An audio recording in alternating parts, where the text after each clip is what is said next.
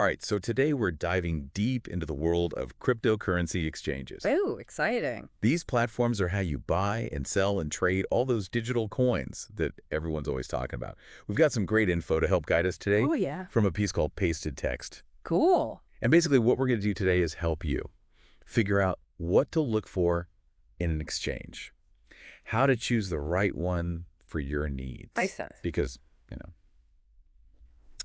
there are so many different types of exchanges out there. Oh, yeah, there are tons. Each one with its own pros and cons. Plus, we're going to uncover why things like liquidity are so important. Ah, yes. Great. In the crypto world, think of it like this. Okay. Is it easier to sell a rare baseball card Hmm. or a $100 bill? Oh. That's kind of what we're talking about here. So let's break all this down with our expert today, who can shed some light on the ins and outs of these crypto marketplaces. What's so fascinating about this world? Well, what's so fascinating is that there's so much variety out there. It's not a one-size-fits-all situation. You've got your centralized exchanges, your decentralized exchanges, hybrids, Yeah. brokerages, peer-to-peer platforms even. Yay. It's an entire ecosystem out there. So it's like a buffet of choices, but how do we even begin to choose? Right. Well, the most fundamental difference is between those centralized and decentralized exchanges. I think a good way to think about this is to imagine a traditional bank. Okay. That's your centralized exchange. It's user-friendly, offers a wide range of services, but you are trusting a central authority. Gotcha. On the other hand, decentralized exchanges are more like a community-run barter system. You have more control over your assets, but it might require a little more tech savviness. Okay, that makes sense. Yeah. But let's talk about something that's crucial regardless of the type of exchange. Security. Oh, absolutely. This is your hard-earned money we're talking about here. Right. You want to keep that safe. Exactly. And that's where features like two-factor authentication come in, Hmm. and cold storage and encryption. Okay, break those down for me like I'm five. Okay, so two-factor authentication. Think of that as having a double lock on your front door. Hmm. It's much harder for somebody to break in. Right. You need both your password and a code from your phone to access your account. So it's like an extra layer of protection. Exactly. Now, cold storage, that's like keeping your most valuable treasures in like a super secure, safe deposit box, away from the reach of hackers. Okay. So a good example of this is using a hardware wallet to store your crypto offline, Offline. Okay. completely offline. Gotcha. And then encryption, that's kind of like scrambling a message so only the people with the secret code can read it. Makes sense. That's what encryption does for your digital assets. Okay, so we've talked about keeping our crypto safe, Mm-hmm. but what about actually trading it? Well- That's where liquidity comes in, right? Yes, exactly. Yeah.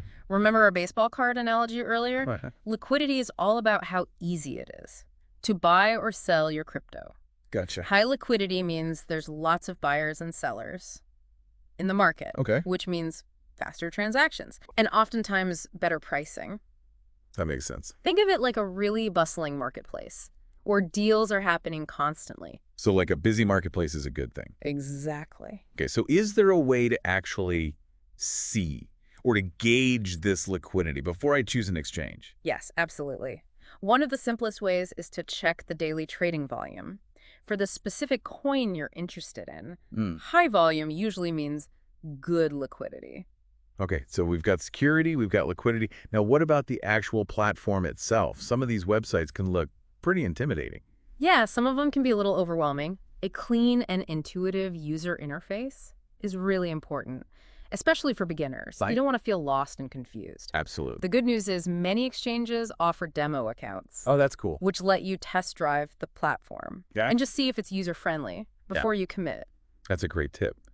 Speaking of committing, what if the exchange doesn't even have the crypto I want to trade? Oh, that's another really great point. Coin selection is key. Not all exchanges support every single cryptocurrency out there. Right. So, for example, if you're after a specific altcoin, you need to make sure that exchange offers it. Makes sense. It's all about aligning your trading goals with what's actually available on the platform. So let's say I'm brand new to the crypto world. Yeah. Are there any specific exchanges that you would recommend to kind of get my feet wet? Well, there are many reputable exchanges out there, Yeah. but starting with a really well-known platform like Binance Okay. can be a really good strategy. Gotcha. Think of it like having a reliable guide on your very first adventure. Right. They have a really solid track record, a wide range of offerings, and they're known for good security. Awesome. But it's not a one-size-fits-all situation, is it?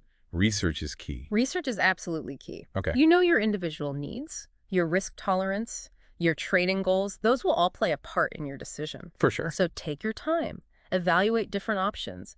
Read reviews. Compare features. Right. All right, so let's do a quick recap here of the key takeaways for choosing the right crypto exchange. Yeah. First, we need to understand the different types of exchanges, Right. centralized versus decentralized. We need to make sure it has top-notch security features, Absolutely. things like two-factor authentication, cold storage, encryption.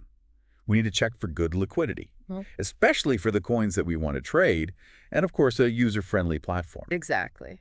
What stood out to you from all of this information? You know, one thing that I think is really important to remember is as you get more experience, don't be afraid to explore using multiple exchanges. Think of it like having different tools in your trading toolbox. Okay. You might use one exchange for high volume trading and then another one for those more niche altcoins. That's a great point.